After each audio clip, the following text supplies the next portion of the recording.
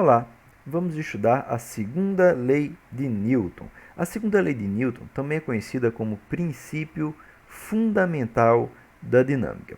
Vamos a um exemplo do carrinho de supermercado. Tá? Imagine que temos um carrinho de supermercado e uma pista aqui perfeitamente lisa. Tá? Empurramos então esse carrinho de supermercado com a força F1.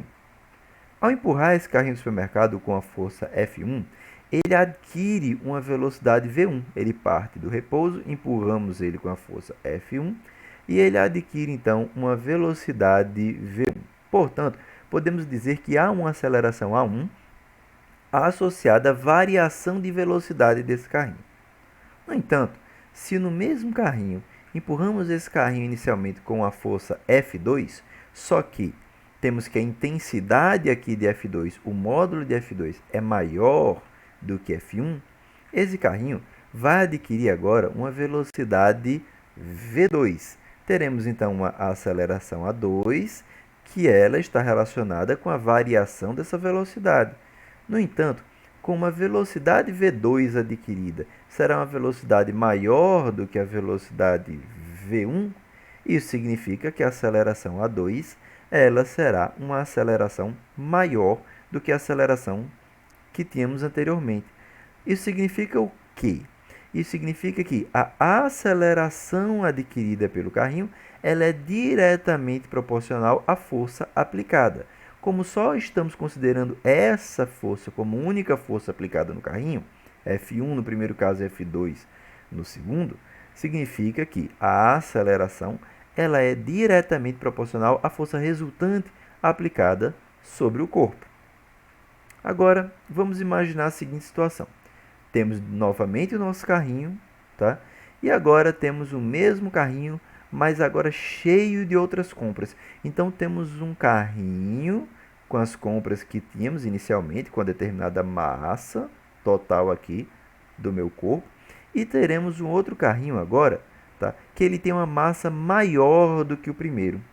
E esses dois carrinhos nós empurramos com a mesma força F. Aplicamos a mesma força F nos dois carrinhos. Força de mesma intensidade nos dois carrinhos. O primeiro carrinho vai adquirir uma velocidade V1, professor, e terá uma aceleração A1, tá? Que essa aceleração está relacionada à variação de velocidade desse carrinho. O segundo carrinho colocamos mais massa, e a gente tem que lembrar que a massa é a inércia do corpo, é a dificuldade de fazer variar a velocidade desse corpo. Portanto, o segundo carrinho ele vai adquirir agora uma velocidade V2. No entanto, o módulo, a intensidade de V2, é menor do que a intensidade de V1. Daí que a aceleração A2, que se relaciona com a variação de velocidade desse segundo carro, ela vai ter um módulo, uma intensidade menor do que a intensidade da nossa primeira aceleração. Sintetizando isso, estamos falando que a aceleração adquirida pelo corpo, no primeiro exemplo que a gente viu anteriormente, tá? Nós estamos dizendo que a aceleração adquirida pelo corpo ela é diretamente proporcional à força aplicada. Mas se aplicamos aqui a mesma força, professor, o que acontece? O que acontece é que a aceleração adquirida pelo corpo ela é inversamente proporcional à massa desse corpo. Então, sintetizando, temos a segunda lei de Newton, que diz que a aceleração adquirida por um corpo é diretamente proporcional à força resultante aplicada ao corpo. E essa aceleração é inversamente proporcional à massa desse corpo. Professor, isso aqui se escreve da seguinte forma, tá? Força resultante, aqui eu estou fazendo vetor, força resultante, ela é igual a massa vezes o vetor aceleração do corpo. Se estamos falando do módulo da intensidade dessa força resultante, ela é igual a massa vezes a intensidade da aceleração do corpo. Aqui temos alguns detalhes. Primeiro, qual a unidade de força, professor? Qual será a unidade dessa força resultante? Bom, para descobrir a unidade da força resultante, vamos multiplicar a unidade da massa, que é 1 kg, e uma unidade de aceleração, que é 1 metro por segundo ao quadrado. Aqui teremos 1 vezes a unidade da força resultante.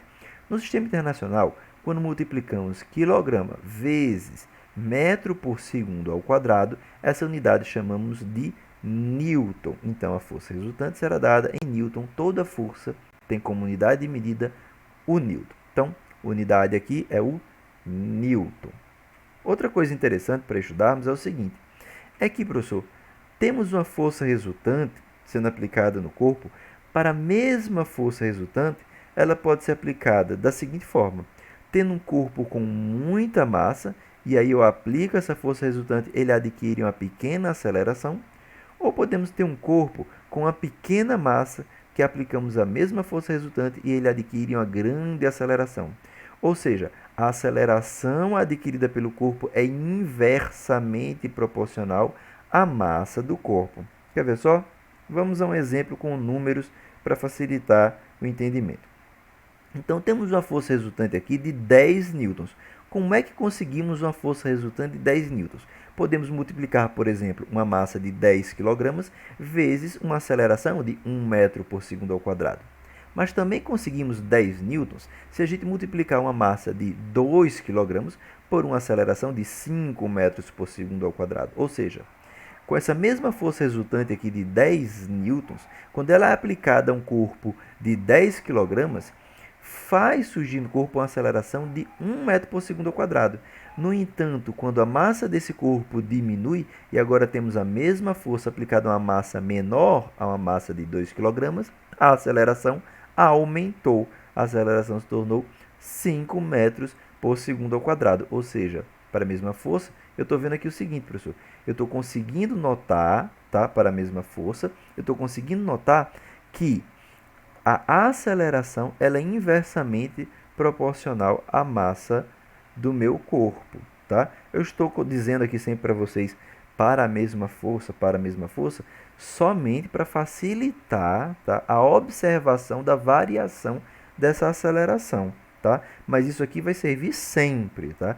A aceleração ela é inversamente proporcional à massa do nosso corpo.